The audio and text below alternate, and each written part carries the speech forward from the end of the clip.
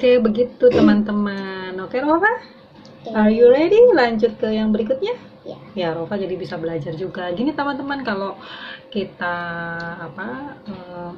meminta restu dari keluarga tuh kan nggak cuma, kalau dulu cuma sama suami ya saya. Nah, sekarang anak udah besar dan saat ini kondisinya adalah saya harus menjalankan pekerjaan dari rumah ini sebagai hal yang utama justru ya gitu ya.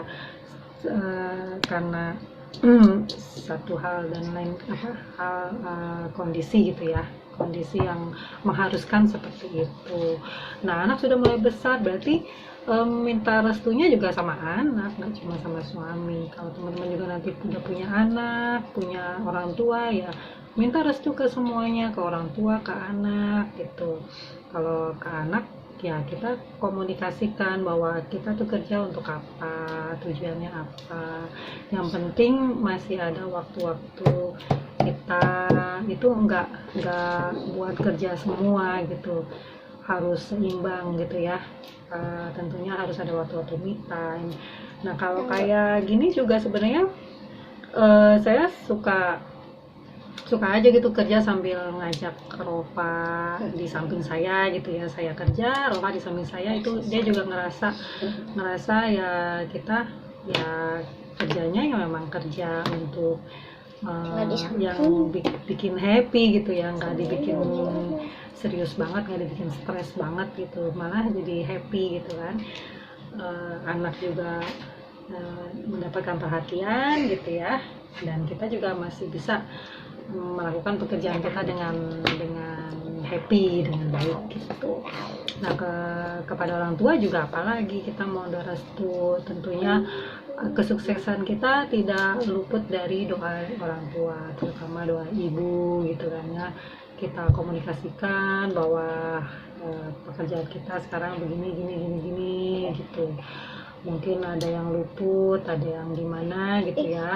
Jadi orang tua paham, oh kalau kita sedang di depan handphone atau apa, itu tandanya kita sedang bekerja gitu. Jadi kita komunikasikan aja jenis pekerjaan kita itu seperti apa, bagaimana jam-jamnya gitu.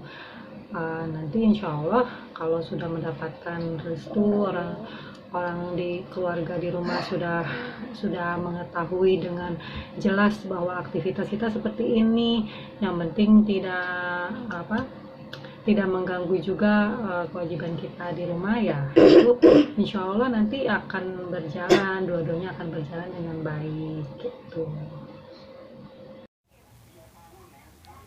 Baik teman-teman, hal yang kedua adalah kita harus konsisten dalam manajemen waktu gitu ya. Sebenarnya nggak ada bedanya ya, mau yang bekerja di rumah aja, dari rumah gitu, atau yang para pekerja yang di luar rumah gitu, yang di kantoran gitu ya. Itu nggak ada bedanya, sama-sama ada tantangannya masing-masing, sama-sama berat gitu ya, sama-sama punya ya pokoknya punya tantangan tersendiri lah ya gitu ya. Kalau misalkan bekerja di luar rumah gitu ya, tantangannya itu ya dia harus bisa, ini terutama untuk yang perempuan ya, khususnya untuk yang perempuan yang saya bahas ya. Biasanya dia itu harus bisa mengatur waktu di pagi harinya itu untuk bisa sudah siap semua gitu ya, sudah beres dengan pekerjaan rumahnya gitu, dimana dia harus meninggalkan anak-anaknya di rumah agar bisa kondusif saat dia bekerja di luar gitu ya. Itu kan membutuhkan effort banget gitu. Dan belum lagi harus yang beratnya itu kan ya harus bermacet-macet di jalan, berpanas-panas gitu, pergi pagi pulang sore sampai rumah kadang sudah malam, dan malamnya masih harus menyiapkan makan malam untuk keluarga gitu, harus membersihkan rumah gitu ya. Kadang mungkin ada juga yang masih harus berkutat dengan cucian sepulang dari kantor. Ini bagi yang tidak mempunyai asisten gitu ya. Nah, tapi biasanya kan memang untuk yang punya gajian tetap itu ya, yang di kantor-kantor itu pasti akan bisa hire seorang asisten lah ya untuk membantu di rumahnya gitu. Nah, tapi ya sama-sama berat gitu, sama-sama ada tantangannya. Begitu juga dengan yang bekerja dari rumah saja gitu, yang ingin berbisnis dari rumah gitu. Tantangannya beda lagi gitu. Yang pertama ya tantangan itu bisa dari diri sendiri ya, dari mindset kita aja tuh itu udah banyak tantangannya gitu.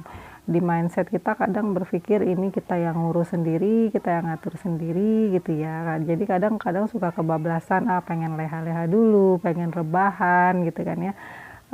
Akhirnya kadang kebablasan leha-lehanya, bukan hanya bisnisnya yang nggak bisa jalan dengan efektif, dengan lancar, tapi juga pekerjaan rumahnya kadang suka terbengkalai gitu.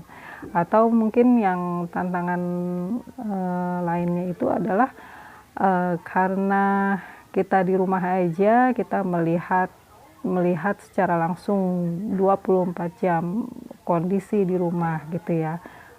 Ada aja yang harus kita kerjakan gitu, nggak ada habisnya, entah itu cucian piring, entah itu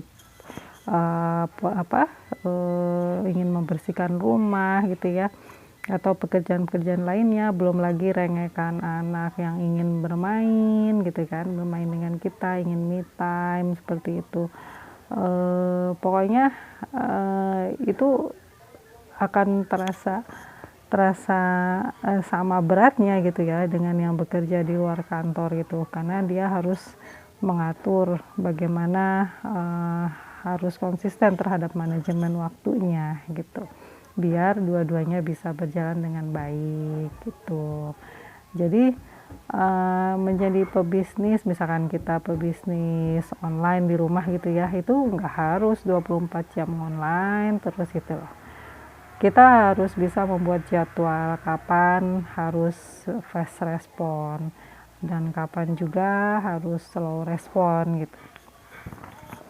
Itu harus kita konsistenkan gitu. Yang harus kita kuatkan di situ, di konsistennya gitu.